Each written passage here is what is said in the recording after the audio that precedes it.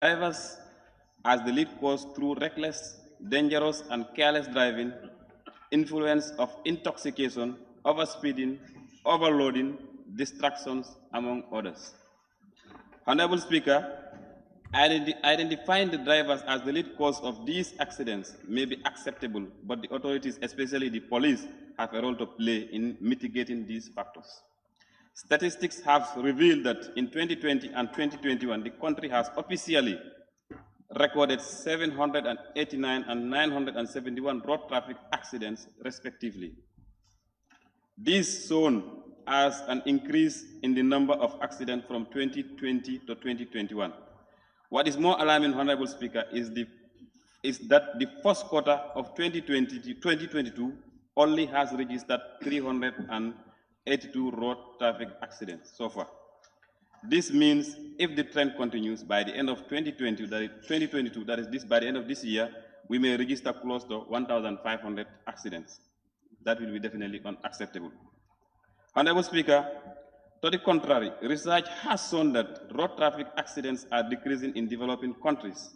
In developed countries, it is suggested that one of the main reasons or principles behind the decrease in road traffic accidents in developed countries is due to the strict law enforcement, vehicle safety, road standards, among others. Thus, it is evident that government has a big role in reducing the issue of road traffic accidents in this country through coming up with the appropriate reforms and strategies to mitigating this menace that is taking the lives of our people on a daily basis. Honorable Speaker, in conclusion, I wish to draw the attention of the government, and in particular, the Minister for the Interior, to look into the issue of road traffic accidents with a view of instituting stringent measures of mitigating it. We cannot continue to tolerate the tragic loss of lives through road traffic accidents.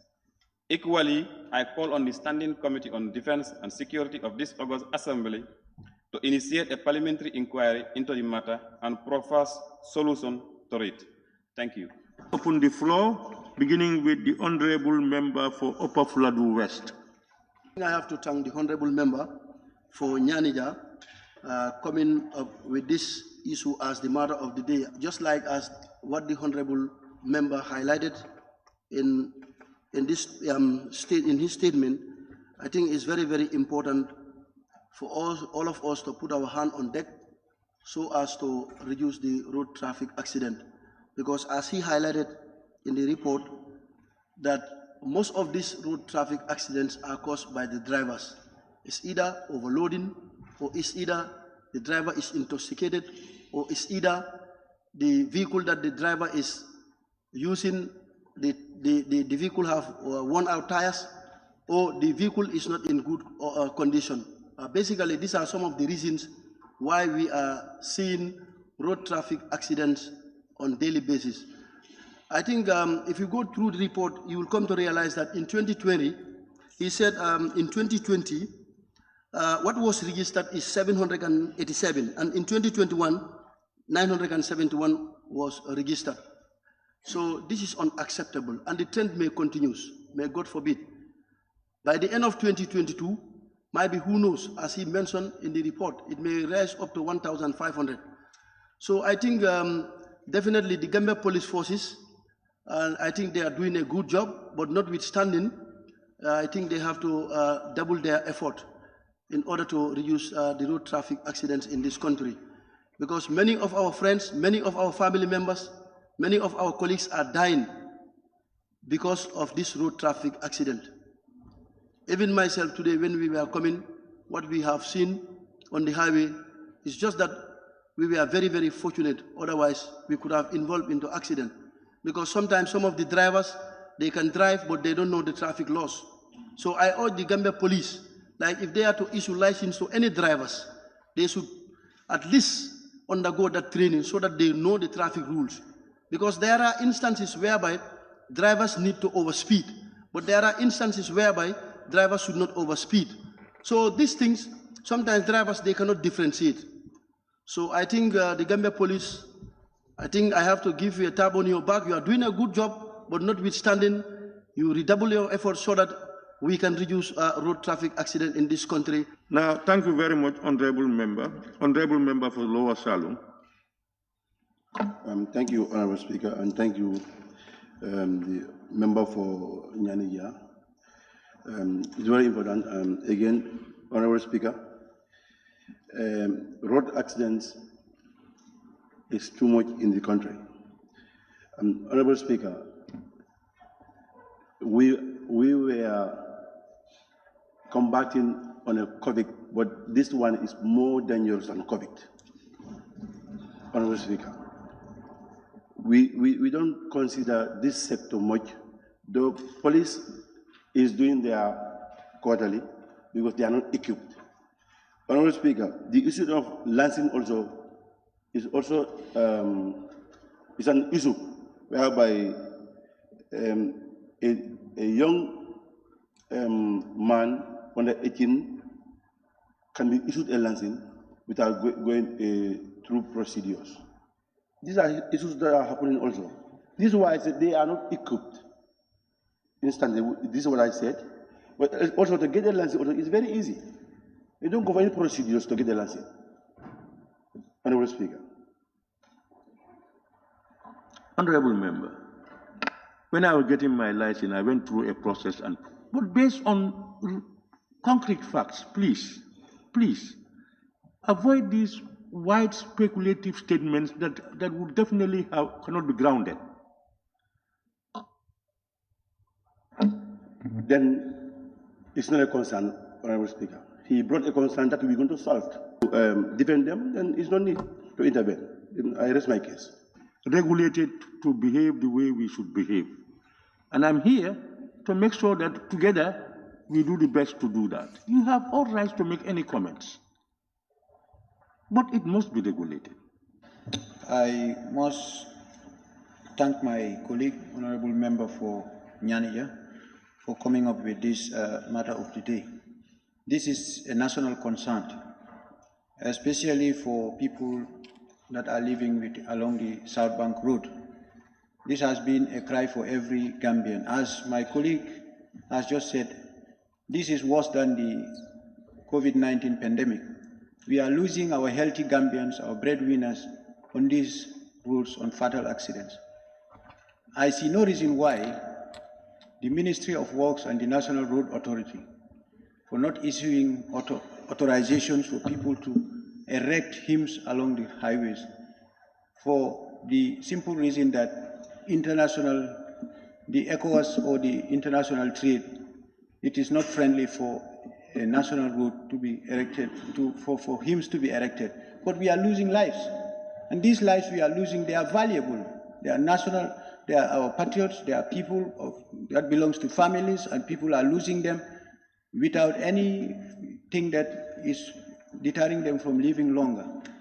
So I am putting it to the National Road Authority and the Ministry of Works to make sure they come up with strategies, to place these kind of strategies and hymns. It's not only the police that should be responsible of this. The ministry should work hard to improve the standards of the road so that it will be accommodable to people. And also, there are other establishments along the highways, like the quarries and other, where the heavy duty trucks always get on, branch through to quarries and other places. We have not been seeing signages, and these are causing serious accidents, and people are losing lives. So it is, to me, I applauded the matter of the day, and I'm in support, but urging the required ministries, the relevant ministries, to come together and then strategize to mitigate this big risk. Thank you very much. Serious accidents in the South Bank Road, especially in my constituency, very serious. The first village where it happened, 11 people lost their lives. The other village, that is Bulanjor, the other village, 3 people lost their life. And the other village, Bajaga, 2 people also lost their life. So it's alarming, as the honorable member rightly said. The reason that I believe is overspeeding at times is a reason. The drivers time and again they overspeed. What is the mechanism that we are going to put forward? And the roads also are not conducive. The roads are too tight for the vehicles, because you see these Senegalese vehicles, these heavy trucks, most of the time they use this South Bank Road, time and again, causing accident. You look at motivating the police should be paid a better salaries so that they will be able to do their function effectively. All around they will be there. So much so that they will not be bribed by anybody. But if they are not well paid, they will take bribery. And then even if the vehicle are overloaded, they will just allow them to go. So we need to motivate our police and pay them good salaries.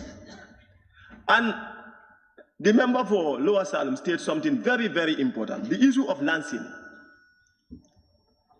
Last time when I was coming, these are evidence, you know. I'm not told, I saw it.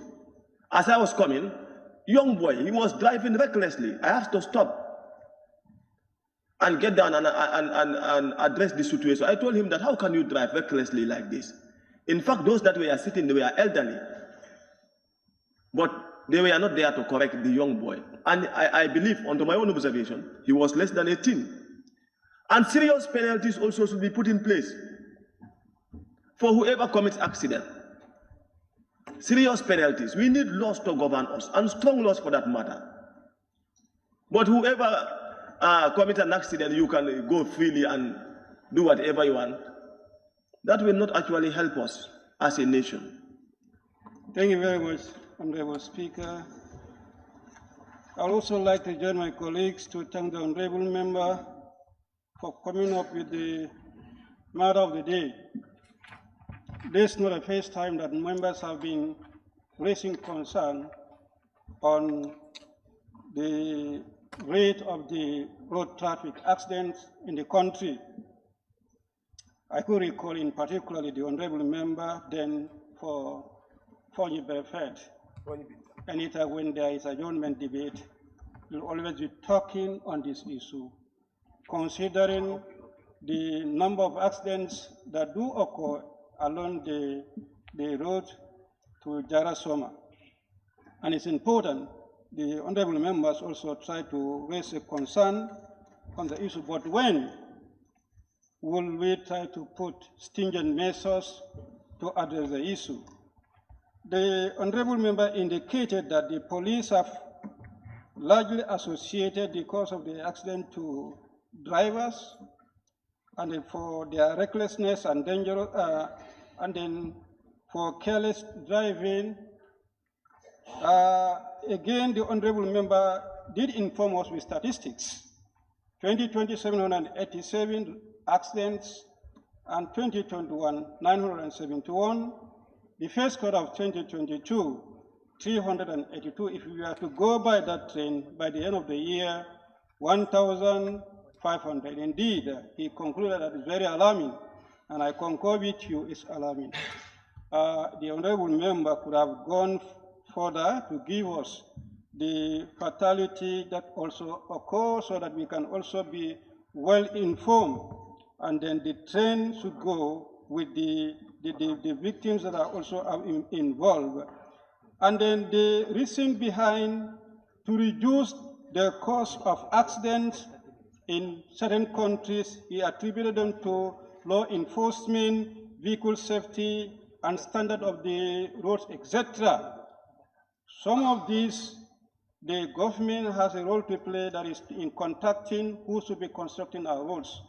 We've just been contracting road constructions, and we've been talking about the consultants to be very vigilant to ensure that our roads are properly constructed. But if the contractors and consultants should connive, at the end of the day, we'll end up having very poor roads.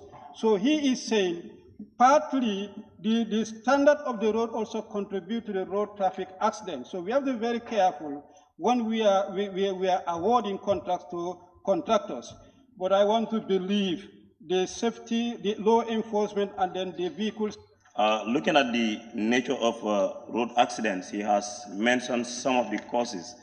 And there are also other causes like drunken drivers. Sometimes most of these drivers will not even be able to identify their left and right when they are to start their journey as well. And that is really another issue and another cause of road accident.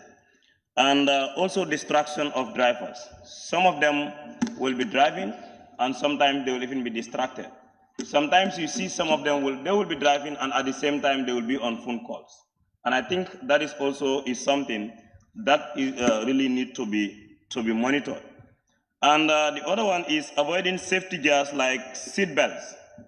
Sometimes they will always advise you fasten your seat belt. In doing so, you might be even saving your own life. Because why is it important? The station of the driver is the one steering the wheel.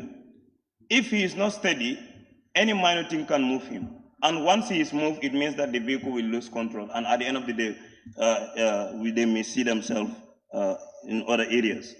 So the other thing is the non-adherence to lane driving. Sometimes, most of them will not even be using the lane that they're supposed to use. They just look at flexibility. The traffic is too congested. I'm in a haste. You decided to move in and said, let me use the other lane. And sometimes also overtaking in a wrong manner. The speeds at which sometimes they will even want to overtake and only to realize that another vehicle is coming. So you can see that is another thing that is causing these road accidents. The other thing is the use of reflectors. Sometimes most of these vehicles will have breakdown on the way and there will be no reflector. The only thing they will do is they go and cut some branches and put it on the highway. You'll be driving.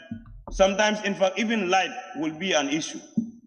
You will be moving, you meet sometimes with drivers, they will be driving, and some vehicles, even a torch light will be brighter than the lights that they are using.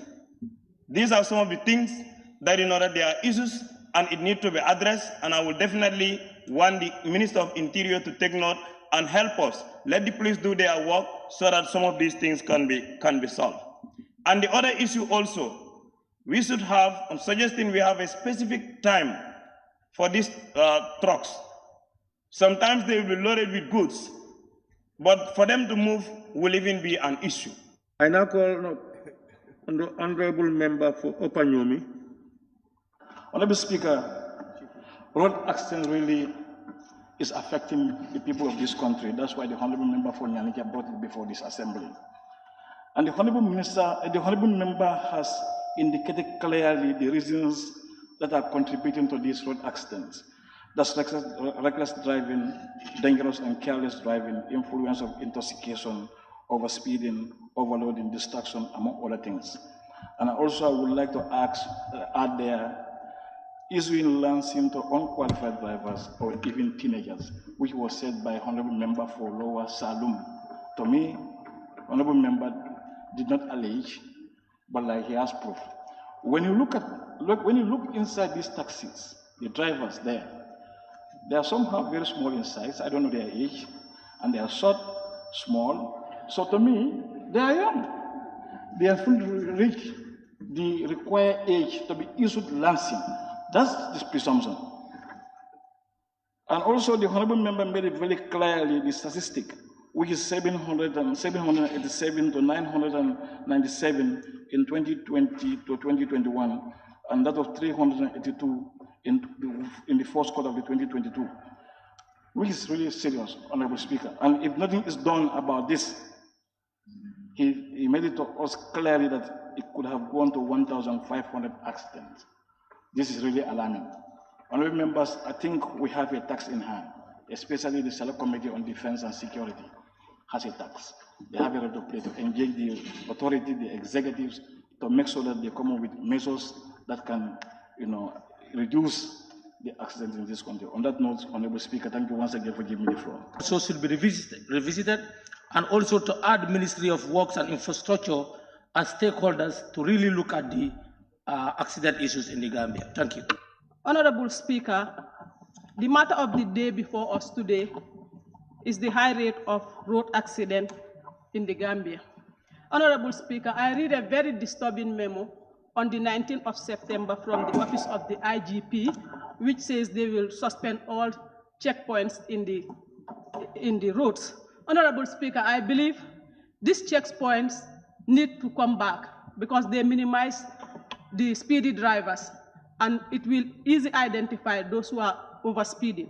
Honorable Speaker, on the other hand, the issue of license also need to be looked at. The type of vehicles that need to be in our road also need to be looked at because sometimes these big trucks that we are carrying containers, we should allocate specific times as alluded by the Honorable Speaker. Maybe they can be running in night and allow the small vehicles to go. Honorable Speaker, the installation of street light also is part of the question that I draw for the Minister of Interior, but I think it's important for me to bring it here. I think the Gambia Police Force should work with the Gambia Transport Union to install CC cameras in the Trans-Gambia areas to identify the speedy drivers. Also, the matter of the day, the statistics that was read by the Honorable Member 2020, 2021, and 2022 stated that the number keep increasing. And I believe we have allocated budget line for some of these police line ministry, the interior. So I think it's very important in this 2022 budget, before they keep putting up, furniture and fitting, let them bring something that is worth approving so that we can minimize this road accident. On that note, Honorable Speaker, I submit. I now invite the Honorable Member for Woodley East. Honorable Speaker, I also join my colleagues to thank the member for Nyanija for bringing this very important topic before us. Honorable Speaker, a lot of reasons are advanced for these unfortunate accidents. But I believe that 2-3 things stand out clearly. One is the training of drivers. Drivers must go through training, theory and practice. I was testing a driver when we were on our trip to URR. I'll keep on telling, what does this mean if it is like this? He does not know what that means. If you put 100, for example, if you have 50 plus, they make it down. I say, what does this mean? He said, I don't know. Some of them are not even educated and they are not trained. So even theoretically, they don't know these things. So where you have 50 kilometers per hour, they would go by 150 kilometers per hour. So, and there are donkeys all over the place, horses all over the place, animals all over the place, human beings all over the place. If you go by 100 meters, before you know it, a donkey comes in front of you. You either hit the donkey or you try to leave the road. And once you leave the road, because you are doing it in a haste, you are going with speed, you will either hit a pole or you hit a house or you hit a tree. Even members of this National Assembly got into so many traffic accidents on their own because of speed. So speed is number one. The type of roads we have, Honorable Speaker, they are not quality roads. They are not standard roads. The vehicles, the mileage of these vehicles, for example, will give you something like 200 meters, a kilometer per hour. Yes, if you are, I don't know, a vehicle competition, and then you have a straight road, you can go by those speeds. But if you are just roads that are like this, and you want to go by 100, 200 kilometers, some people will tell you, I want to get to Basel before 4 hours. They time themselves as if they are competing. So that somebody can tell them, hey, you are a very good driver, you have been very fast. But that is the cause of the accident. And some of the drivers, they'll want to work at night, but they will not want to sleep at night, in the afternoon. So they'll be sleepless during don't disturb me, it's not your time, you are not talking. Honorable Speaker, also, the Honorable Minority Leader has said it. When we are constructing roads, I give an example, those who went on monitoring.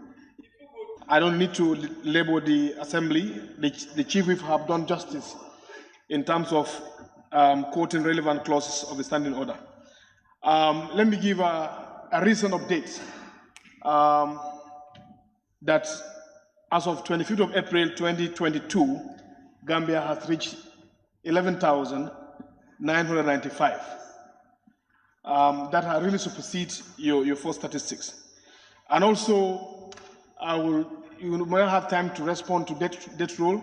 I did some analysis or some research. As of January to April, Gambia has registered about 365 people that lost their life. So this is really, really alarming, and it justifies to be discussed at this August Assembly as a matter of the day. Honorable Speaker, having said that, it also gave a projection that Gambia has also registered within this short period of time from January to 27th of April 2022, 1,825 road accidents. Honorable Speaker, going further, it's also gratifying, but also disheartening to inform this August Assembly that Gambia is being ranked 4th in the world accident list. So it is really not welcoming. It is very disturbing news, and I think measures should be taken for us to mitigate this menace. So basically, the entire world, for your country to be ranked number 4, it demonstrates the frequency of road accidents you have in our country.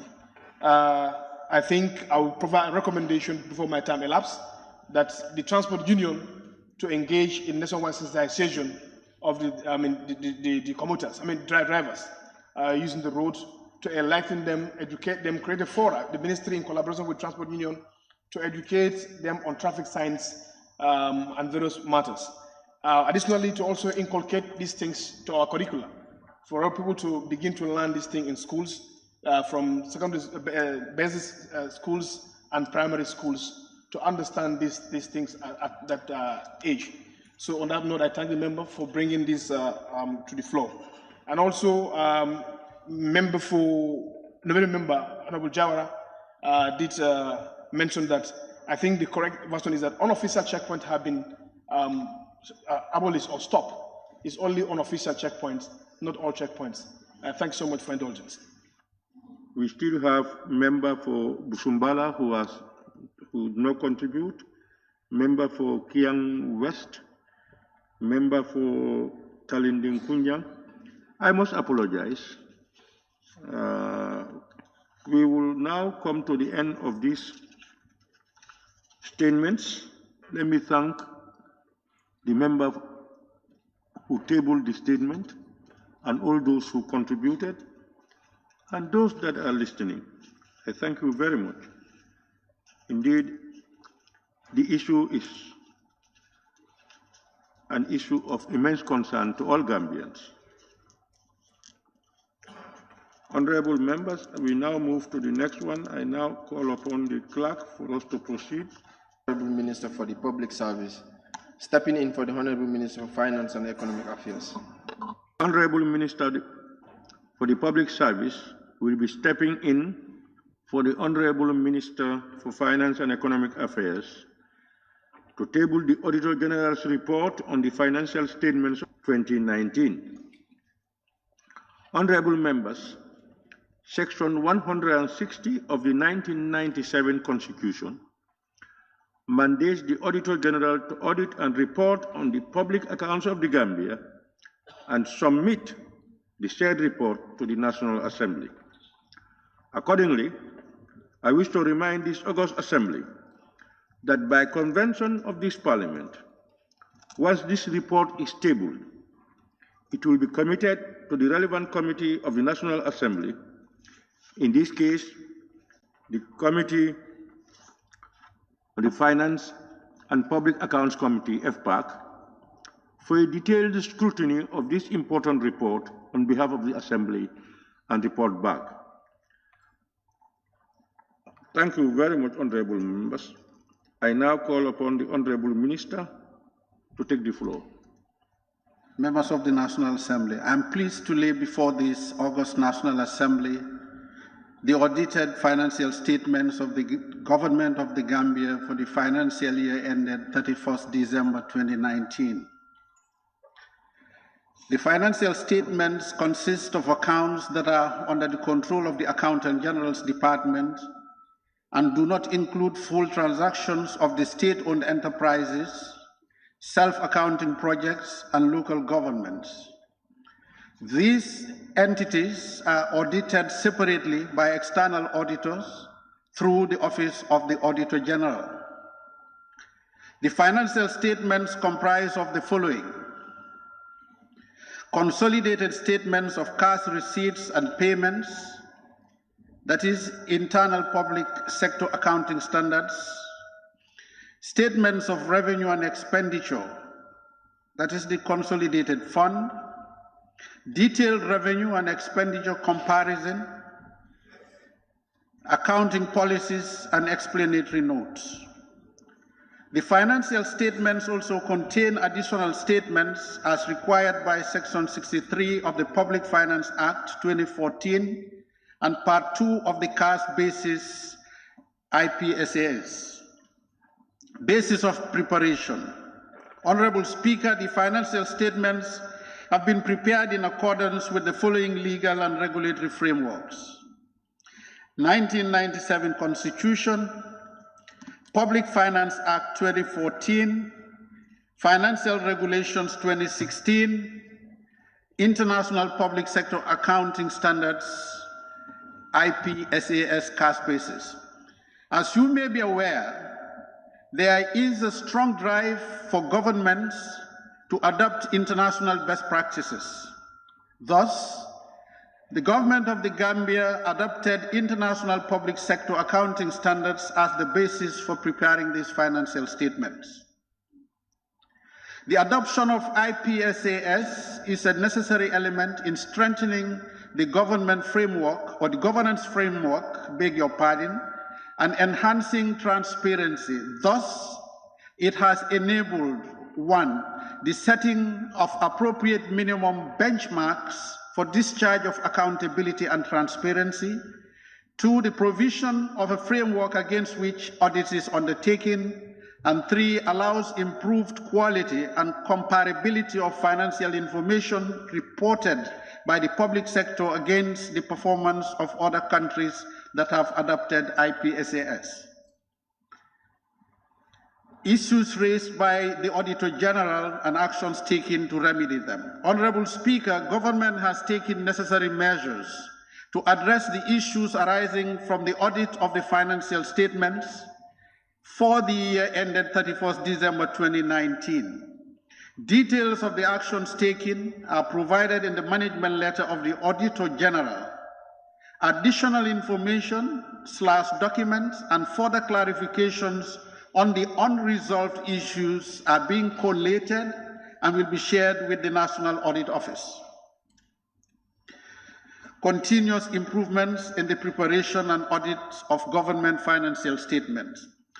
Honorable Speaker, there has been considerable improvement in the timely preparation and audit of government financial statements in the recent past. Government financial statements have been prepared and audited up to 2019. The audit of 2020 government financial statements is currently ongoing. The 2021 financial statements have been prepared and submitted to the National Audit Office for audit. We continue to strive towards maintaining in-year reporting where the Auditor General can perform continuous audit of government activities. Modernization of government's public financial management tool, the Integrated Financial Management Information System, IFMIS. Following the upgrade of the IFMIS system to a web-enabled version, government continues to widen the scope of the implementation and has connected all embassies abroad. The extension of the IFMIS system to the subvented government agencies and donor-funded self-accounting projects continues, whilst the local government area councils have all been connected. The expansion of the IFMIS will bring about standardization of chart of accounts, accounting policies, and reporting across the government or the general government. This will also facilitate the production of more comprehensive government financial statements. As part of the IFMIS upgrade, An electronic funds transfer, EFT module has been implemented. This facilitates the direct payment of beneficiaries through bank accounts, thereby improving the government payment system. The system has fully been implemented to cover payments for all MDAs.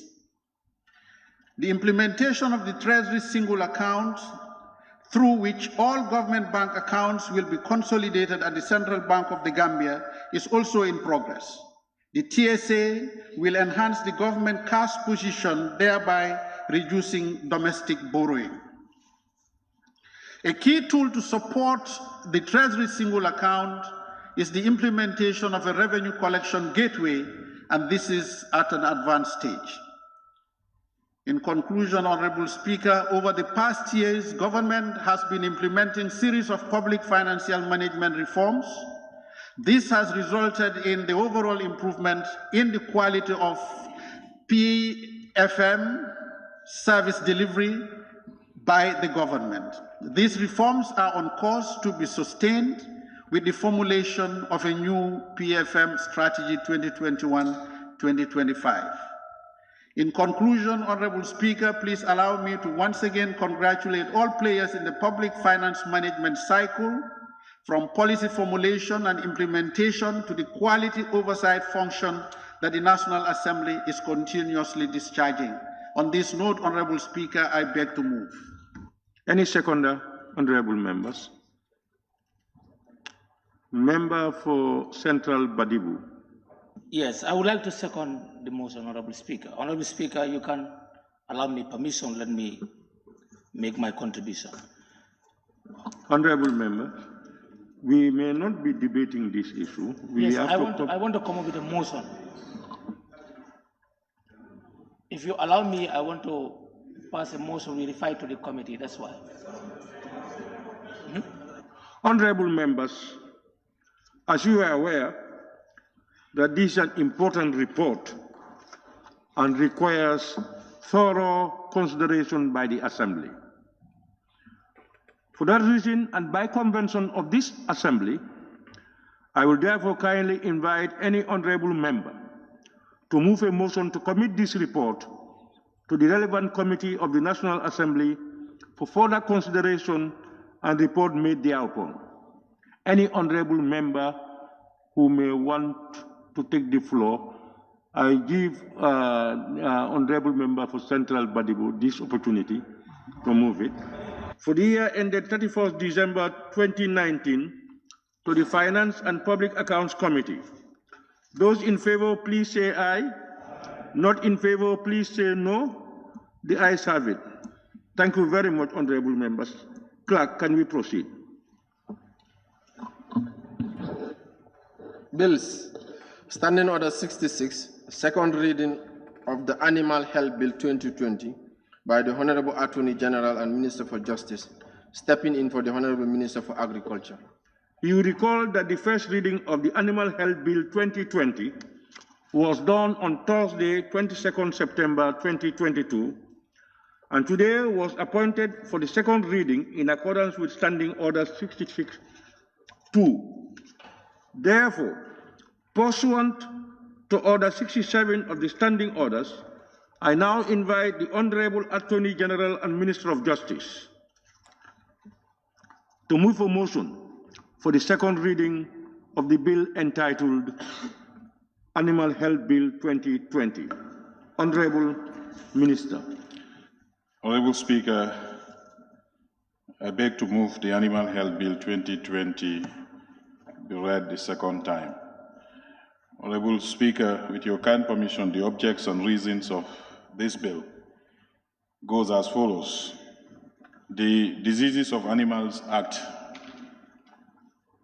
1944 is outdated and does not address the current needs of the Gambian veterinary domain in meaningfully contributing to food security, food safety, income generation, and wealth creation of Gambians, and in meeting international standards that may facilitate the Gambia in accruing benefits in its participation in international trade in animals and animal products. Various national and international reports including the 2009 Performance on Veterinary Services Report, the 2012 Gap Analysis Mission Report, the 2016 Veterinary Legislation Support Program Identification Mission Report issued by the World Organization for Animal Health, and the 2011 report of the study of the legal and institutional framework pertinent to the sustainable management of economic ruminant livestock and livestock products in the Gambia, PROGEBI, sites have highlighted serious gaps in the number of institutional and regulatory areas concerning veterinary legislation in the Gambia.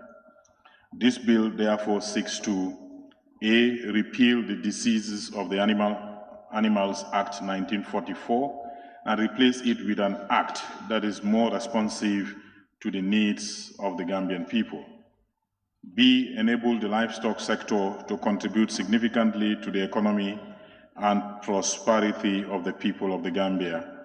And C, enable the veterinary services to efficiently facilitate optimal animal health, animal welfare, public health, production, resilience, and trade in livestock subsector of the country.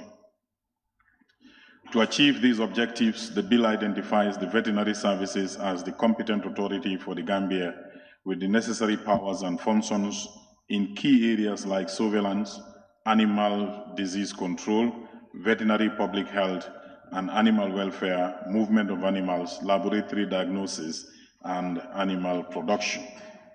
It is hoped that when it is passed into law, the bill will go a long way to enable the veterinary services to perform its function more effectively in the livestock subsector. I beg to move on those stands, Honorable Speaker. Second, honorable members. Honorable member for Upper Salem. Thank you very much, Honorable Speaker. I rise to second the motion. Personally, to a larger extent, I think it's also going to deal with human health as well. Now, Honorable Speaker, if you look at the objects and reasons, and again, going by Standing Order 66, I think the reasons that are advanced by the ministry, I think is very clear, and I think is in line with really what we are trying to do here. If you look at the current act, which is the Disease of Animals Act 1944, for me, it seems, and again, from the objects and reasons, it's not serving the purpose, so it's better for us to repeal that and come up with a new and more comprehensive one. Simply because the issue dealing with animal health is very complex, and I think it's better to always have a more updated information. Now, the Gambian veterinary domain, again, we are all aware that they are contributing meaningfully to food security. Now, again, this does not only intend to replace the old act, but to a larger extent to be in line with the continental free trade area that is on the global or on the continental context is also really very important. Now, I remember, Honorable Speaker, in 2018, our parliament here, that is the parliament, the Agriculture Committee, as well as the PAP members on rural economy and agriculture were invited to a workshop by the AU-IBA, which is the African Union Inter-African Bureau for Animal Resources, where we actually met and discussed issues related to animal health. And one of the communiques in that meeting was to ensure or to encourage MPs to modernize veterinary legislation. And I think this bill is here to do just that. Now, Honorable Speaker, as I said earlier, I think there are a lot of merits in this new legislation. If you look at Section 40, which is the application of food services, essentially is looking at the collaboration with food and safety. Now, the fact that the animal health is very complex really brings the need for more collaboration to be done by the Minister of Agriculture and other sectors or other agencies. And I think the bill, if you look at Section 40, actually has done also just that, which means it's going to encourage collaboration between them and then the food safety unit of the Gambia. Now, Honorable Speaker, if you look at also on Section 45, I'm just going to pick on the most important item that I believe should be at the forefront, which is the restriction on imports. You know, Honorable Speaker, we are at the mercy, because again, I think a few days ago we've mentioned this. Gambia is a net importer of food. And when we talk about food here, it's not only about rice or oil, but also even meat, chicken, etc., etc. We import all those things into the country. But what we are missing here is what is the responsibility of the veterinary services as far as the importance of this food is concerned? Where exactly do they fit in? Do they collaborate with the food safety? So this bill actually is going to solve that problem because they'll be in the forefront to ensure that whatever is coming into the country actually is in line with the best practices as far as animal health is concerned. Honorable Speaker, on that note, I thank you and I give full blessing to this bill. Honorable Member for Upper Salon. Honorable members, in accordance with Standing Order 67-1 of the Standing Orders, I will now open the floor for debate on the general merits and principles of the bill. Honorable members, on the general merits and principle of the bill. Any honorable member who may now wish to partake in the debate may do so now. I start with the honorable member for Sami. Thank you, Honorable Minister for Justice, for stepping in for the Honorable Minister for Agriculture. And I think this is a very important bill.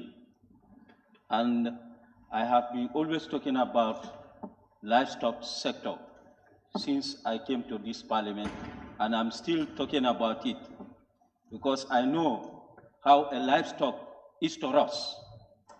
And we all know when we talk of agriculture, I used to say it's not only crops, it's about animals too. And we know when we look at our budget, Honorable Speaker, the large chunk of the budget goes to the crop side. The large chunk of it goes to it. So when I saw this, I was very much happy. I know that this bill is going to address the challenges in the livestock sector. As it is rightly mentioned in the bill about the old act, which is 1944. It is outdated.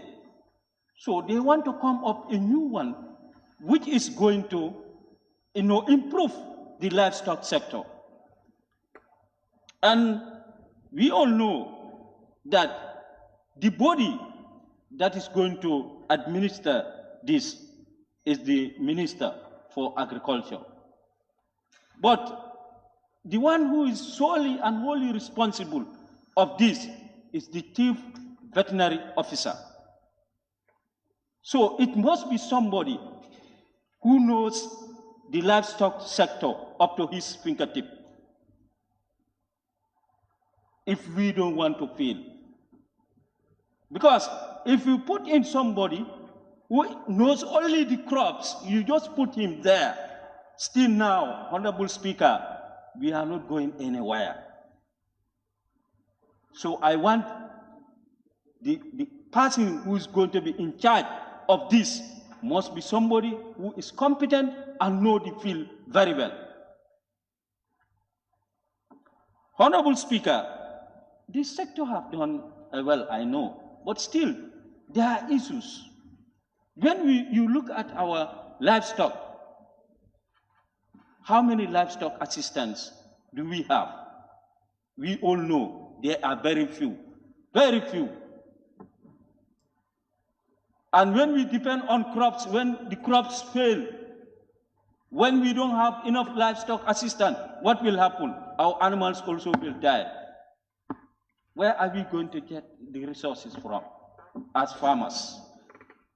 I think this is going to take care of livestock sectors. They will train more livestock assistants that will take care of our animals. Honorable Speaker, before I start my intervention, being a son of farmer, and a proud one for that matter, definitely this bill will not sail through the assembly without me making my intervention.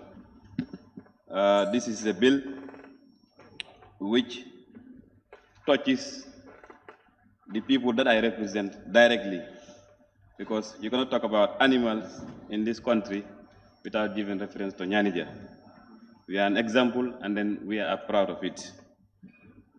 Honorable Speaker, looking at the importance of this bill, it cannot be overemphasized by just going through the objects and reasons.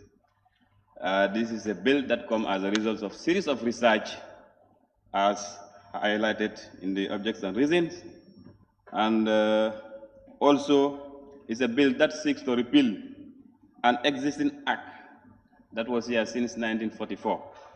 So definitely this is timely, and then I just once again wish to applaud the ministry for coming up with this initiative. And Honorable Speaker, talking about animal diseases, right now in my area, in our area, the Nyanijas, the Salum, stretching towards Nyani to Same, there is this disease outbreak there killing our cattle right now. The only thing we can do as a result for now is just to give them some prophylaxis, giving them penicillin and so on. But they cannot even tell you the actual cure of this disease as we speak. It is affecting us, so the only tool we have right now is to revert back to our old ways of treating our cattle and then our sheep. We use leaves and so on to make sure that we get them okay. But there are instances whereas if you don't definitely know some of these remedies, it will affect you. As I am talking, and then as far as I represent my people here, these are the concerns they are telling us. Our cattle are dying out of diseases that they don't know, and then there is nothing that can be done, because if you don't provide them with prophylaxis at the end of the day, you just have to resort to the old ways. If not, there is no cure. That's what they'll be telling you. And this keeps happening every year, year in, year out, every rainy season. These are diseases that keep killing our cattle. So coming up with this bill and then coming up with other measures that are incorporated in the bill, so it's a step in the right direction. Honorable Speaker, the veterinary department, definitely they are doing a good job. They are definitely doing a very good job, because sometimes the time here comes again, they will do some vaccination campaigns on these small ruminants and also on cattle and so on. But I think a lot needs to be, there is more attention that needs to be given to that department. And then as the Honorable Member for Same keeps saying, I think with this bill, I think we should move ahead and then come up with the bold decisions, that is from the executive, to have a Ministry of Livestock. That's what will solve this problem. Because mixing livestock with crops and others, agriculture is so cumbersome, it's so huge, it's difficult to manage as we speak. So having these things separate, we have a ministry concentrating on this, on animals and livestock. Definitely that's what will solve the problem. Thereby they will be doing more research, coming up with more facts, some modern ways of treating our cattle and then our sheep and so on. I think it's a progressive thinking that the executive should start thinking about and then come up with measures of coming up with that. And then I think as the representative of the executive here, the Minister of Justice, representing the Minister of Agriculture, this is a message we want you to carry down to the executive, up to the President, to discuss about this issue. As far as we represent our people here, these are the voices that they have been talking about. They want their own ministry, separate crops from animals and livestock, and things start moving in the right direction. Honorable Speaker, the bill seeks to replace the 1944 bill, which is an existing one. This is an obsolete bill, which really needs to be changed. Honorable Speaker, but the primary factor that has to ensure the animal health, that has to ensure that our animals or our livestock are healthy, it has to start with the provision of clean drinking water and that of quality feed. Come the dry season, Honorable Speaker, our livestock subsector, the livestock entirely, the whole country, suffer a lot. This particular department has to do everything possible to provide clean drinking water for our animals and to provide quality feed for our animals. They have to come with a proper mechanism to make sure that these things are rightly put in place. Honorable Speaker, when you go through the bill, I'm keep on seeing veterinary services. What I want the minister to clarify to this August Assembly is, why not Department of Livestock Services? Because we all know that the only department we have in the Gambia responsible of livestock in this country is Department of Livestock Services, though there may be a veterinary services which they are rendering to the public. So these things need to be cleared because it's somehow, I'm seeing all over the bill. On that note, Honorable Speaker, I think this particular bill has to be committed to the relevant Committee of Agriculture to do the necessary, scrutiny and all other things. Thank you so much for giving me the opportunity. Thank you. Honorable Speaker, the bill is very timely. As the saying goes, it's good to be late than never. Honorable Speaker, going through the objects and reasons of the bill, it speaks for the bill. For that being the case, Honorable Speaker, I have no reason of going against this bill. I'll give my 100% support to the bill. But having gone through the document, on Part 4, disease control and animal welfare, going through the document, I have not seen anywhere that catered for stray animals. Honorable Speaker, I would like to have some clarification from the mover of the bill to shed light on that, because I haven't seen where it caters for stray animals. I thank you very much, Honorable Speaker. Because when you talk about animal health, it has directly in relation to the farmers. And as I am a farmer, I will also want to emphasize more on the drinking points of these animals. Because most of these animals, especially in our area there, Nyani, we use these streams, especially in the dry season, especially the villages that that they are far from the riverside. So they have to go take their animals to these streams, and most of these streams are sometimes contaminated with a lot of issues that can bring some disease to the animal.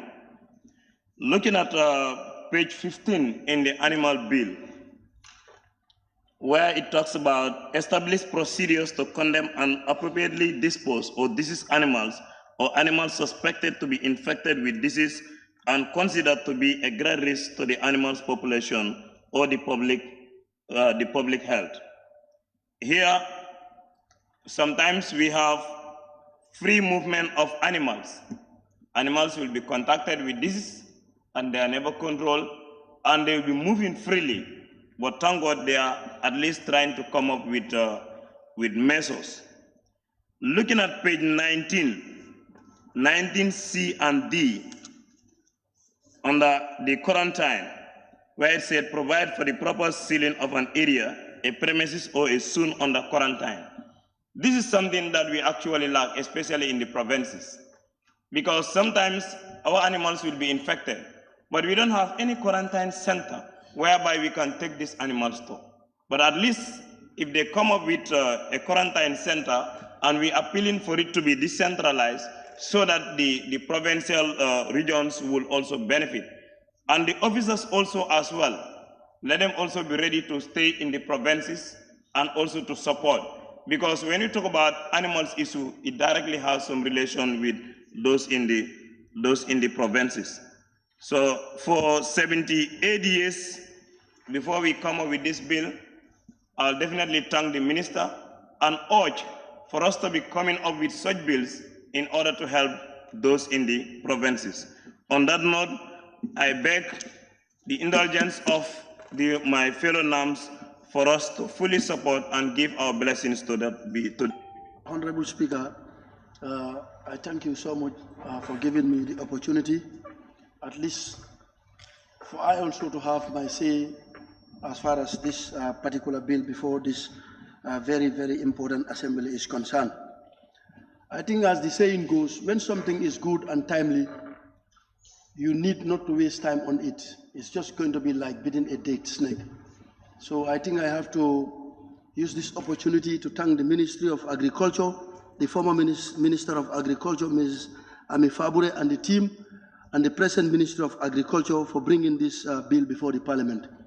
I think it's very, very timely. It's very, very important. As a son of a poor farmer and as a man from the provincial Gambia, seeing such a bill, I think is very, very important, timely, and then we're going to support this 100%. Because people should understand one thing, like health is paramount to life. So it is also important, like for us to have a body that will be responsible controlling of animals. As human health is important, it's the same thing as animal health is important. But if you go through the objectives and reasons indicated in this document, it is clearly telling you that this bill is very, very important. Because the Disease of Animals Act 1994, that one is outdated and does not outline the current needs of the Gambian veterinary domain in meaningful contributing to food security and income generation. So the coming of this new bill will address that issue. This bill will help the sector to participate in international trade in animals and animal products. Well, I can remember when we were toddlers or when we were very, very young. That was long time, around 30 years, 35 years. I can remember in those years, by then, Gambia, we do export animal products to countries like Mali. So this bill will address those issues and also allow the veterinary services to function effectively. You all know veterinary workers in this country, they are doing extremely well. But one can say their function is concealed, is hidden. You don't actually realize their work or what they are doing in this country. But this bill will come to address all those issues. And it will also enable the livestock sector to contribute significantly to the economy and prosperity of the people of the Gambia. This bill will also enable the veterinary services to facilitate optimal animal health and animal welfare, public health production, and trade in the livestock subsector of the country. So, Mr. Honorable Speaker, members of the National Assembly, I think this bill is timely, and then we're going to support it because this is what we were expecting, that the Minister of Agriculture to come up with such an initiative. And this initiative is very, very commendable, is very, very, very laudable. I know poor farmers in the provincial Gambia today, many of them will start to dance because this will definitely address their need. And then one of the honorable members highlighted something which is very, very paramount as far as this bill is concerned. When we say agriculture, it's not only about crops. Sometimes it's also talking about livestock, which is very, very important. You all know, many at times Gambians, when it's time for fish, especially during Tobaski time, we struggle to get ram. So this bill will address that issue. I think this is a very important bill for us as farmers, because the first thing we can only give to some of the honorable members when they come to visit us is some of the dairy products that we get from our animals, like milk. Honorable Kamara will attest to that. And according to International Livestock Research Institute, over 1.3 billion people depend on livestock, including the Gambia. And the bill has addressed so many issues. One can note that addressing the diseases of animals can directly improve our human health, because we definitely depend on animals sometimes for feeding. And also, when you look at Section 22, it clearly states about the disease control mechanisms for animals. And I think that being the case, it will definitely improve the health of animals and humans. Human health are also interlinked with animal health. So when you talk about the merits of this bill, it is clearly stated. And also, if you look at the section 21, also it also talks about all those health issues that are attached to animals, and it prevents food waste as well. Because when you're traveling, sometimes you see animals that are thrown away when they die, and nobody knows what kills them sometimes. Because when you talk about the disease of animals, it is rampant in our area, and sometimes the farmers would just one day wake up and see some of their animals dying without without even realizing or knowing actually what is killing them. And section 40, we also talk about the food aspect of it, 40, 41, up to 42. And I think this will also help the food safety of this country to prevent us from eating some of these chickens that are subjected to stressful journeys, and which, when slaughtered, set increased amounts of Campylobacter. This is a very serious bacteria which is a key cause of diarrhea disease, and I think this bill will help us and prevent those kind of diseases. It will also promote high productive and efficient use of our natural resources. And something that I want to put before this assembly is also for us to consider those animals that are brought in our areas during dry season.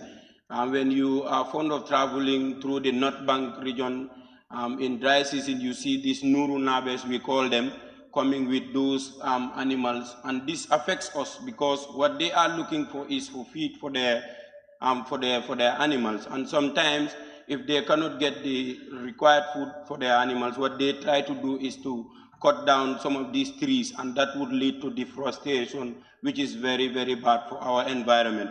Honorable Speaker, the merits of this bill just cannot be overemphasized, and I think I would also join my honorable colleagues to say, okay, we have to just give a blessing to this animal bill, and also I will encourage the Assembly to refer it to the relevant committee so as to see some of the issues that needs to be increased, which are not maybe captured in this bill. On that note, I thank you, Honorable Speaker, for giving me the floor. Going by the object and the reasons of the bill, that says the Disease of Animal Act 1944 is outdated and does not address the current need of Gambian veterinary domain in meaningful contribution to food security, food safety, among others. Honorable Speaker, every living and non-living have a right. Among them are right to life, right to own property, right to health, protection and deprivation of property. Honorable Speaker, our animals did not have a right to health. Sometimes you will see them in the street giving birth on their own without any assistance. And I believe when we repeal this bill, it will address some of those issues. Honorable Speaker, going by the bill, page 21, where a person shall disinfect premises, including building and facilities equipped and vehicle in the manner prescribed in the regulation. I believe the butchers also will get the background knowledge of where they will be performing this butchery so that it can save us from food insecurity. Honorable Speaker, on that note, I submit. Honorable Speaker, I also join my colleagues to thank the Attorney General and Minister of Justice, standing on behalf of the Agriculture Minister, for bringing this very important bill, which is definitely overdue. Honorable Speaker, I thought, my initial thought was that this is going to incorporate all the laws relating to animals. But I come to understand that when you look at 2079, it is saying that even though we are going to repeal some of these laws, they will continue to be applied if they are not addressed in this one. So it means that we may not expect everything to be here, because we also have GELMA, which is dealing with veterinary services and animal health and all that. So what you are saying here in 79 is that if they are not captured here, then they will still continue as long as they are not in disagreement with this. Honorable member, maybe 79. 79. Repeal and savings. That's 78? Sorry, 78. You are right. Okay. Thank you. 78. 78. So that is an explanation that I want the minister to help us. Yes. Also, Honorable Speaker, traditionally we know that it is I stand to be corrected, that it is the area councils that actually collect cattle tax. And the area council is not doing much for the cattle. You hear the farmers complaining about all that throughout. That it is the veterinary services that come to support us when it is animal health. But it is the area council that is collecting tax relating to cattle. So, and this bill, if it becomes an act, is going to require a lot of funding. So I'm just thinking, why not transfer cattle tax to support this? Because this requires a lot of money. If you look at all the equipment that we are talking, if you look at all the testing and everything, in order to actually, do justice to this act, you will definitely need funding. And if funds are lacking, it means that we are making law for the sake of making law, because enforcement will be a problem. Honorable Speaker, the bill is incorporating Livestock Act, I believe. And I think that because there is a lot of commonalities between the two, therefore, if we are coming to make any additional law, it is our duty now to also look at the other laws that are prevailing to see if they are not captured here.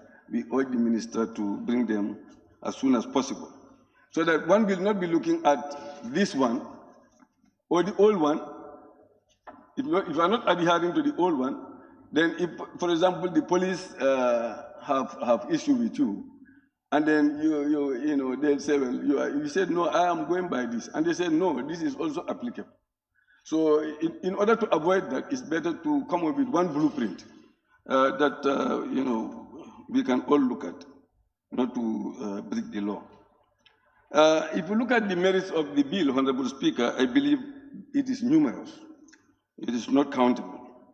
As the other members have already said,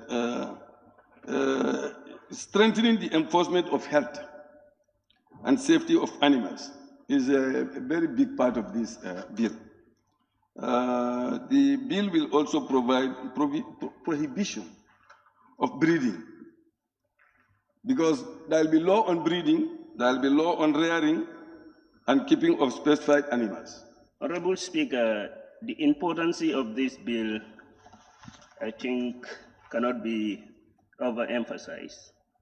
As when you talk about animal health, you're virtually trying to talk about the health of a human being, because we, day in, day out, drive our consumption, our food, from the animals. So when we are here this afternoon to talk about how the health of animals will be strengthening by coming up with a bill and provisions that guarantee their welfare, we are literally talking about ourselves, So on that note, I refer you to Section 40 of the bill. Section 40 of the bill, which also enables the veterinary officers to take precautions, in terms of food safety. So by doing that, our veterinary officers also will be engaged in service delivery to these animals. That will go a long way to enhance the safety of the animals and also provide, safety for human beings. Honorable Speaker, if you look at the objective of this bill already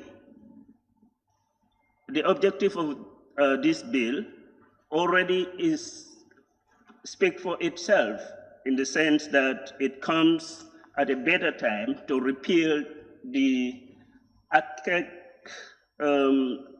existing law that has been in place, that has been enacted in 1944. So this bill is timely, and I would encourage all honorable members to support it, so that we contribute towards the protection and safety of the society. Thank you. I was a bit worried because the provincial announcements are dominating the debate, feeling that this bill is purposely meant for them. But we are also part of the show. Honorable Speaker, the bill is timely, and I think all of us here will join my other colleagues to support the bill. Just one of my honorables has already spoken about the issue of implementing it after being approved. I think it's very, very important. Implementation is always a problem within this country here. If the bill is approved, let's try to implement it and then put it to force so that everybody can abide by the rules and regulations that is guiding the bill. When you talk about animal health, yes, it's about the animals, but we, the consumers, are also very important here. The animals that we are also always, the ones we are buying, what we are eating needs to be well taken care of. We need to know what we are eating. And if this bill is, I think it can tackle most of these problems that we always encounter during our feast. The other point I want to raise here also, I want the minister also to take note of this, because we need well-trained staffs, well-trained personnel officers that can also, then will be always available when there's an outbreak. Because at times, you'll be like young Gambians are now venturing into the trade now. Young Gambians are struggling with what they are little capitals to venture into business, and most of them are now venturing into this livestock business. But it's always disheartening to see your animals dying and you don't know the cause. Why are they dying? When there is no support. We only have one point, as to say, a treatment area, that's Abuko. I think we need to expand these treatment areas. At least if you have more than 10 animals that you need to transport to Abuko, if you cannot, at least you can tap the most nearest point that can help you. I think those things need to be expanded. And then the other thing also, I think, with regards to training, the last time I was a victim of such, there was an outbreak. I nearly had almost 15 animals with me, in which I was taken care of. But when I invited one of these guys, there are many people calling themselves as veterinary officers in this country, and they are not trained, they are not certificated, you cannot identify them. You call them, they come and start injecting your animals. Whether they should be injected or not, next minute you see your animals dying. So one of these guys from, was it Sierra Leone or what? It's one of these African countries that was part of a team of Gambians who were going around injecting animals for free. Then I posed this question to the individual. What he told me was, when animals are sick, it's very rare to inject them. But I said this was not well known to me. For me, anytime I feel they are sick, I always call them for them to be injected. So I think it's important, Honorable Minister, for this thing to be made very clear. When to be injected, what kind of medication needs to be given, needs to be well spelled out. And also the availability of those medications also are very important. Because you cannot be rearing your animals, spend a lot of money on it, and then you are diagnosed or given the wrong medication for those animals. You end up losing them as a human being also is wrongly diagnosed. So I think the bill will be well appreciated, but let's do what is right and try to act exactly on time and also expand our veterinary services, well-trained personnel who will know when in case of any outbreak, they will be there to protect those animals. Thank you. Honorable Speaker, looking at the bill itself, Honorable Speaker, when you go to page 22, section 21B, if you may grant me to read, it says a list of disease, infections, and standards which may be listed in international standards, but which the veterinary services consider national priorities, non-listed diseases. Honorable Speaker, looking at this section, this could be deadly diseases which may be killing our people day in, day out without realizing it. So this alone, Honorable Speaker, could motivate me to join my honorable colleagues to approve this bill.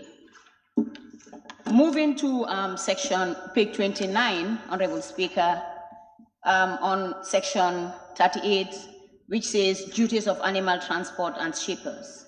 Honorable Speaker, at subsection A, notified the veterinary services of the date and time of the vessel and vehicle transporting the animals or animal byproducts. This has not been applicable in the Gambia. And with this, it is very, very important and timely, and I think this also could allow me to support this bill. Honorable Speaker, when you move on to B, on the same section, section 38, it reads, thoroughly cleaned and disinfected the vehicle or vessel to be used to transport or ship the animals or animal byproducts in accordance with international standards. And I think this is also very important, Honorable Speaker. As I said, looking at this, Honorable Speaker, obviously it is very, very important, and disinfecting the vehicle that may be carrying diseases. And once these animals are put into these vehicles to be transported, this could also be deadly. Honorable Speaker, when you move on to subsection Roman number 4, still on section 38, it reads again that the animals or animal byproducts are and have been free from disease, which reads more or less the same, Honorable Speaker. I think these alone could also motivate me to approve this bill to join my honorable colleagues. Honorable Speaker, when you also move to subsection G of the same section 38, it also reads immediately reported in the prescribed manner to an authorized officer when he or she has reasonable ground to believe or suspect that any animal has become infected with a contagious disease and infectious disease or a notable or listed disease. This is also important for veterinary to give control or to have control over this. As I said, this could also be deadly diseases. Honorable Speaker, when you move on to section page 31, on the subsection, still under section 41, Honorable Speaker, it's also ensuring that the food and animal origin is safe for human consumption, which also states or is also trying to explain or to elaborate on the diseases that animals might be affected and which would also spread to human killing. Honorable Speaker, as I said, some animals could be infected and which could also be deadly to a human being. I can give example, Honorable Speaker, like there are some animals, like for example, during our Eid or any other program that we may have. Honorable Speaker, when you go to Abuko, there are some animals that you may see and you will definitely know that these animals are really infected. But because those are the type of animals some people could afford, Honorable Speaker, they will just go in for those animals and buy them, and this could be deadly to our human beings, our people. Honorable Speaker, I think this also could also motivate me to approve this bill, to join my honorable colleagues to approve this bill. On that note, Honorable Speaker, as I said, I'll join my honorable colleagues to support this bill, since this has touched on areas affecting the life and the livelihood of our people. We represented in this noble assembly. Therefore, Honorable Speaker, I'll bet to take my seat. Thank you. Thank you very much, Honorable Member for Shani Mentre. I now invite the Honorable Member for Fonyi Berefet. Animal health is very important in human life. Like most of the agricultural farmers or most of the animal rearers in the Gambia, livestock farmers, they don't know the importance of animals.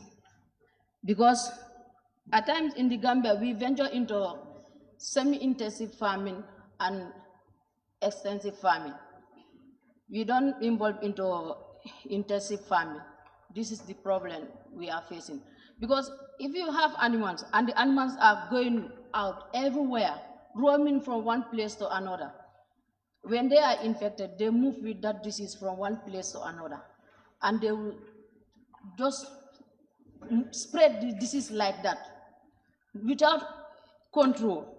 And most of our farmers here, they find it very difficult to meet these veterinary workers. You will have your own animal. You will never call the veterinary service to come and help you. You only wait when your animal is sick, about to die. You call the veterinary worker to come and help you. And that person will come with only one needle. Because this is something I do see. They will go with one needle and they will inject one animal from another with only one needle. I think most of the veterinary service are lacking the materials to do their work. And also, we are doing this animal husbandry. Only few people are doing animal husbandry. Most of the food we bring in this country, meat come from Senegal during the Tobaski. Goats come from Senegal, sheep come from Senegal, and sometimes even poultry. This chicken we eat, it comes from Senegal. Sometimes you check, you will see only left legs is inside. Those left legs are the one they inject. And the left leg is the one they bring to the Gambia. And that is what we are eating. Where is the right leg? That one is not injected, and that one they never bring it here. The one which is already injected is what they bring for the Gambians to eat. I think this bill is very important. This bill, the Minister of Agriculture, whenever they get the money, by requesting this bill, they should use that one and train our youth to venture into poultry farming and this sheep rearing or goat. Welfare Association and their lecturers coming to the ministry, I will say thank you for taking this important step. Honorable Speaker, the act that we have is an old act or colonial act which needs to be repealed. So coming up with such an act is going to repeal, is going to detach us from colonial laws, and which is a right move. Honorable Speaker, the bill is so much essential that it's going to address the diseases that affect our livestock and our animals. Human beings and animals are so much interrelated. So addressing animal disease one way or the other, we are addressing the disease that can also affect human beings, because we have some diseases that can be easily transferred from animals to humans or humans to animals. Honorable Speaker, the bill is also going to address some environmental issues as far as human and animal relationship is concerned, and food production also. We all know that animals provide basic food to humans, and food is part of our life. Without healthy food, we don't have healthy mind, and we will not have healthy nation. Honorable Speaker, looking at the animal products also, we can gain a lot from the animal products. So the bill is going to make sure that standards are set, and we also participate in the international market as far as animal products are concerned. Honorable Speaker, not only that, the bill also will look at our relationship with our animals. Are we friendly to the animals? We are going to look into the law in detail. There must be measures taken, how we treat animals in this country. These animals help us, they provide labor, but still we abuse them. We are not going to talk about human rights only, but animal rights must be protected. When you talk of donkey before, you put 2 bags on it. That's why they call it fallow. But now you put 6 children will sit on it, they will use stick beating it. It must run by force or they die or they suffer. So when animals are injured or they have diseases, we don't tend to care about it. So we must have, mercy for our animals. We must have the feeling that these are beings that also need to be protected. So the bill is there to come up with regulations. Even if you see a dog belongs to people or cats, you have to respect them. Me, if you stole my dog, you are in trouble, since when I'm young. So we need to protect these beings. If you don't want them, please leave them alone. So I think the bill, when we go to the committee stage, we look some of these laws to protect them, since they have life to be protected. I thank everybody for your support and your contribution. Honorable Minister, for Justice, stepping in for Honorable Minister for Agriculture. Thank you very much, Honorable Speaker. I think this bill is very important and timely. Definitely, livestock in the Gambia, it is something very important. And this is why the previous speakers, we all welcome the bill. And I also want to join them to support, to give my support and welcome the bill. Honorable Speaker, definitely as far as our livestock is concerned, we are experiencing new breaks of outbreak of disease, which is definitely disturbing our livestock. And then for that being the case, we are losing many of our animals. I think the government of the Gambia, especially Minister of Agriculture, should do its utmost to make sure when such outbreaks is happening, they make swift response to make sure they address the issue as quickly as possible. Honorable Speaker, again that the ministry definitely should be vigilant as far as this disease control is concerned.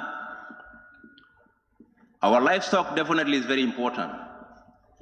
So obviously I urge the Ministry of Agriculture to make sure when there is such outbreak, they should respond swiftly to address the problem. That will definitely help the sector. What we have to do first, I think I'll call for a separation of Ministry of Agriculture from livestock. We have to create livestock as an independent ministry to address the issues.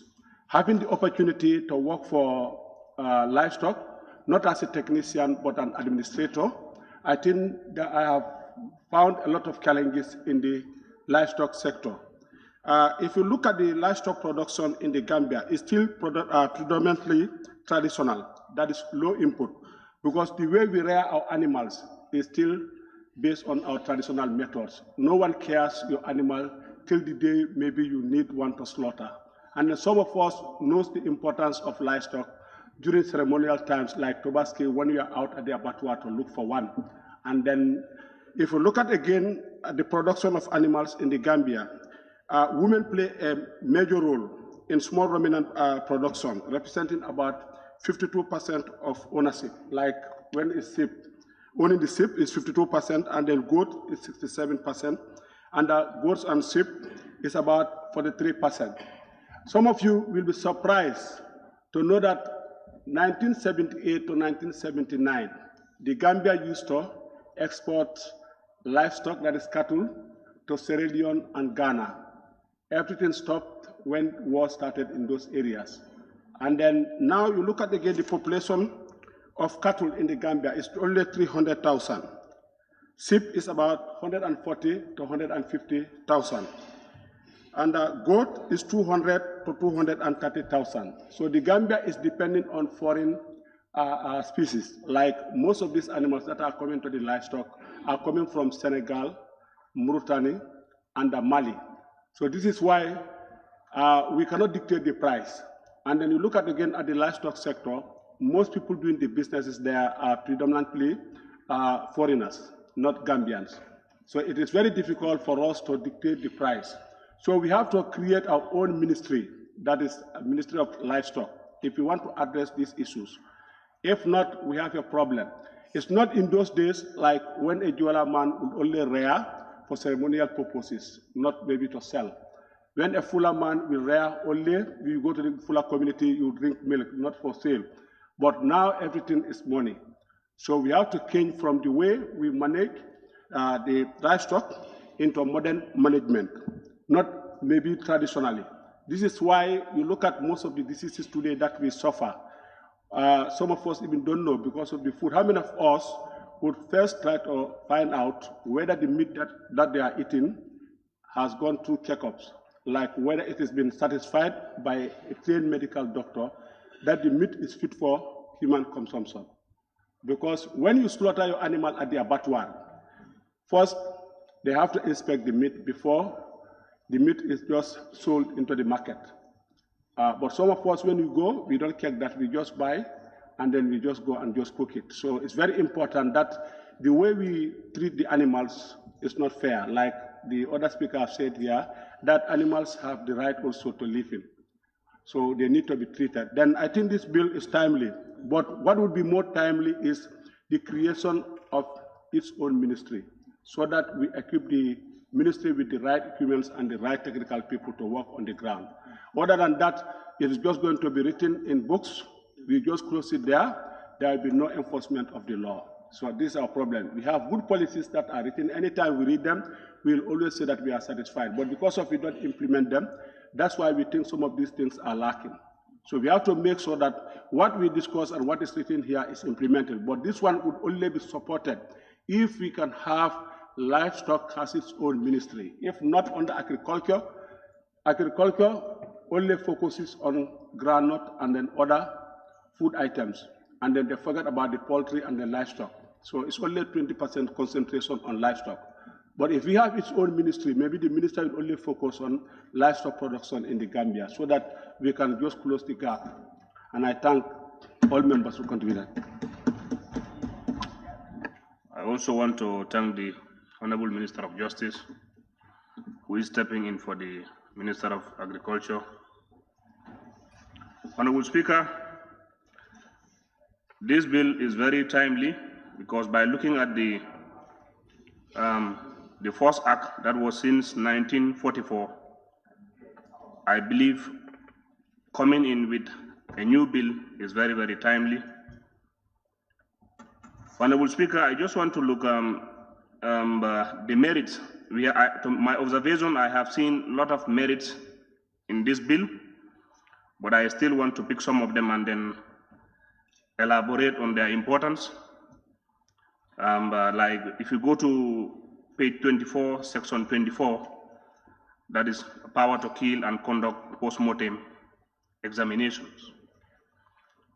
This is very, very important because the area where I come from, sometimes if my people have to buy a goat or a sheep from the area of Wasu, if it comes to the community, they will say it may not even live long because the environment there and then the environment at my own area is different.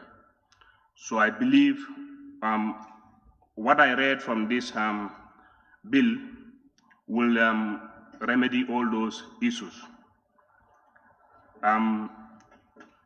Checking at that section, that is the one I read now, to conduct a post-mortem examination of the body of the animal killed to be determined to determine the cause of the belief or suspected disease. This is very, very important also, because in some cases, you know, when you go, you have, your goat is feeling sick, sometimes you just rush and say, okay, let me just kill this goat before it dies. So I believe it is very, very important, because that meat, sometimes when you kill the goat, it comes back to the people, and then the meat is cooked and people eat, which is very, very wrong, because you don't know the cause of the disease of that animal, and then that meat have been eaten by people, which can also cause human disease. So that is very important. If you come also, the disposal of diseased animal, that is section 25 on page 24. A person shall not destroy or dispose of a diseased animal, its carcass, or infected material without the supervision of a duly authorized officer. That is also very, very important, because when the authorized officer or the veterinary officer comes, he will know the cause of the death, and also he can also advise you what to do with the other animals. Still on page 24, that is compulsory vaccination of animals. This is very, very good, because in so many cases, or so many places when you go there, the animals are not vaccinated. They even don't have, you know, a veterinary officer coming to see their animals. I will also encourage the ministry to increase the personnel, that is the veterinary officers. Let them be known, you know, where these animals are. Sometimes you see a region or a district, you have only one veterinary officer, he cannot cover the area. So I will encourage the ministry to put more on also personnel, so that they can reach all the destinations where they are supposed to go. So on that note, I just want to urge my honorable colleagues, let's give our blessings to this bill, so that it can help our people who are having animals. So on that note, Honorable Speaker, I thank you very much for giving me the floor once again. You will realize that some of the powers that this bill is seeking to address are already vested in the councils.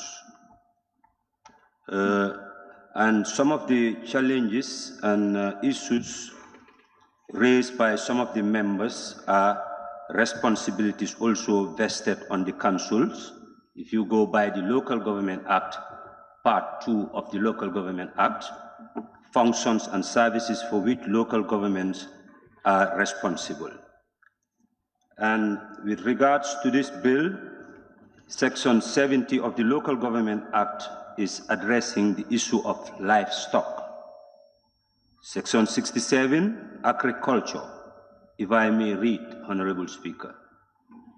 Every council shall be responsible for providing agricultural services to the communities within its jurisdiction in accordance with national policy guidelines.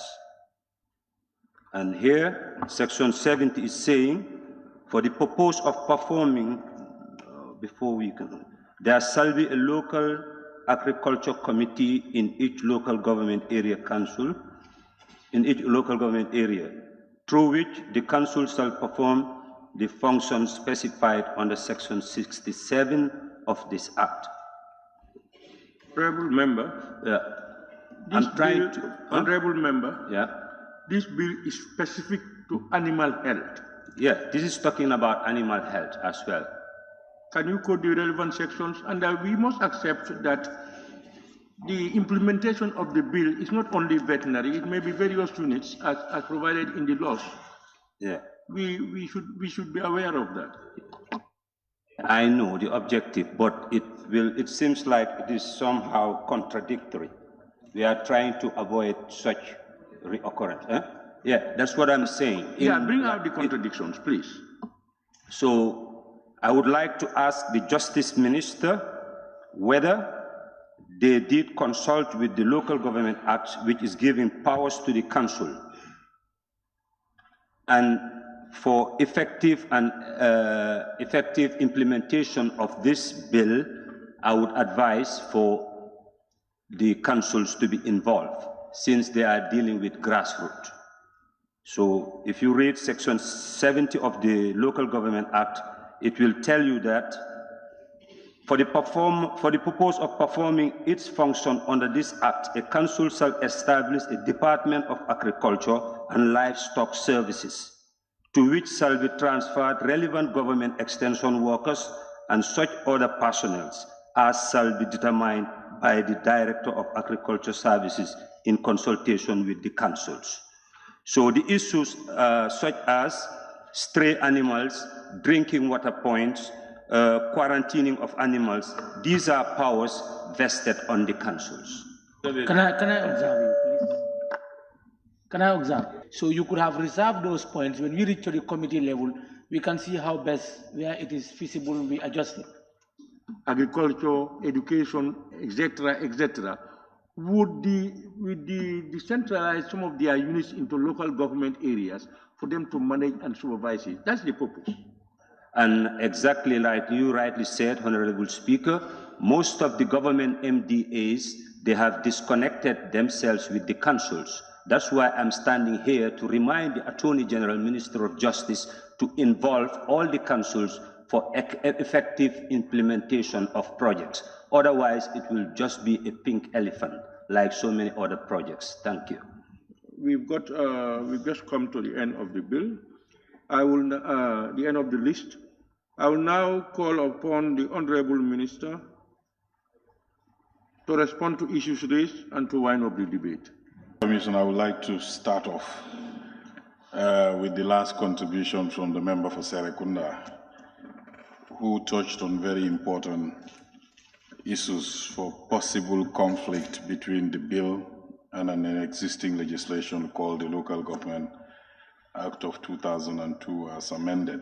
However, Section 70 that you quoted is not a conflict. Section 70 that requires councils to set up a Department of Agriculture and also look forward to transfer of the staff to them is envisaging a situation of devolution. Central government departments, ultimately, if we have a successful decentralization process, some functions that are being carried out by central government departments will eventually be devolved to councils. Unfortunately, we are now 20 years into our decentralization. That's one component that is lacking. That is the devolution of some central government functions to councils. If you are interested in decentralization, there is a whole long debate around this area, whether it is a capacity problem for councils before devolution is given to them, whether they can handle some of these functions. But there's a school of thought that says no, capacity can be built and then you still have to give it to them. But I think we need to reserve that for another day. However, you looked at the second schedule, part 2 of the Act, which identified, because there are 2 schedules at the back of the Local Government Act. One identifies and it gives a catalog of issues that will not be devolved to councils. And then the part 2 that you looked at also identified the kind of functions that councils are expected to take charge of at their council level. So yes, this includes control of stray animals, diseases, drinking points. They are all listed there. However, the bill is setting up the national standard. Remember, councils are operating in a locality, and council policies need to merge into a national standard. So that's not a conflict. This agency will still be created and it will set the national standards, for which even if these functions continue to stay with councils, they will have to measure up to the national standard. But of course, I will encourage with this identification that you've made, when the bill goes to the committee level, this relationship can be further looked into to ensure that they operate harmoniously instead of, they reinforce each other, if I may say, instead of being a conflict between the agency or the veterinary services and the councils. So that would be for the intervention from Serekunda. Generally, Honorable Speaker, I think the bill, this is on, I'm not sure, but it's popularly supported. I wanted to say unprecedented, but I know some bills passed through here that enjoyed unanimous support as well. So this might not be the first bill that enjoys unanimous support, but it's very unusual for bills to pass through a chamber of this nature without issues. So generally, most of the contributions are comments, and we thank the members specifically for supporting this bill and for understanding that it's for the greater good. The first contribution from Opa Salum suggested broadening or probably replacing the objects and reasons. We are not averse to this at committee level, and your standing orders also provide for this, that the objects and reasons, if substantial changes have taken place in the bill, the objects and reasons can equally be amended. There is no problem about that. Sami raised the issue of drinking points, and subsequently, I think many other speakers mentioned the issue of drinking point, and they tried to link the availability of clean drinking water to animal health. And I think this cannot be denied. The quality of water that the animals drink, I'm not a veterinarian, but I'm so, to a great extent, they will agree that this has a factor in the state of health of the animals.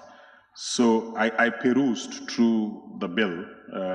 I didn't see the issue of clean drinking water being adequately captured. So probably this could be a subject we can both be interested in when it gets to the committee level.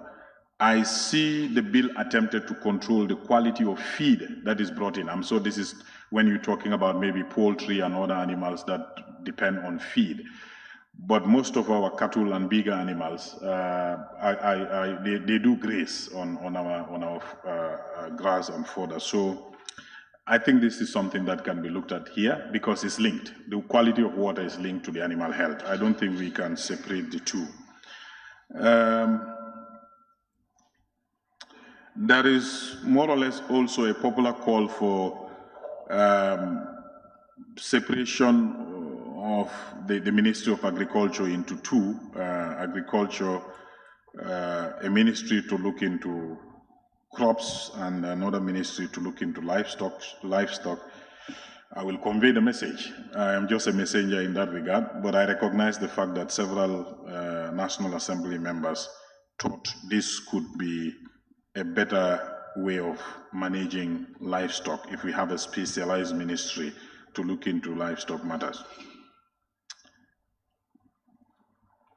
There is I think this is Open Yumi. Somebody asked why veterinary services are not livestock department or GILMA.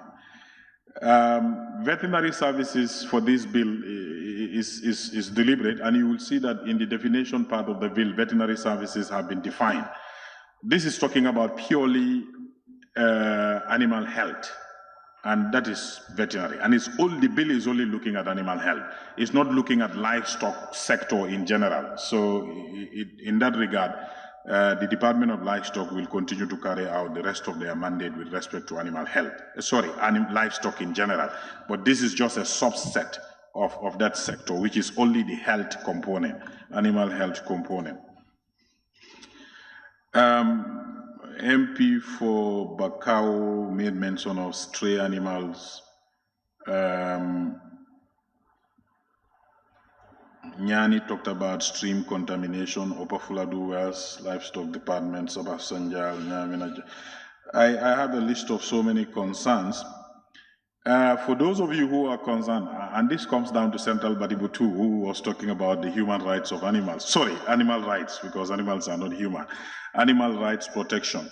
I'm happy to tell you we have an existing legislation, or is it Central Badibu?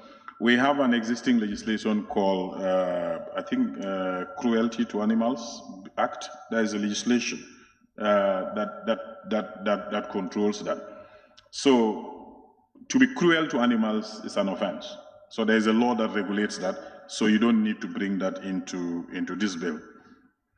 Woolly East, I noted your concerns, but since I'm here for the executive, I don't know whether you will still want to maintain your general statement that you made, that the police may not be interested in anything where they're not going to make money. Probably that is a passing statement, but with all due respect, the police are doing a lot of work for where they don't make money.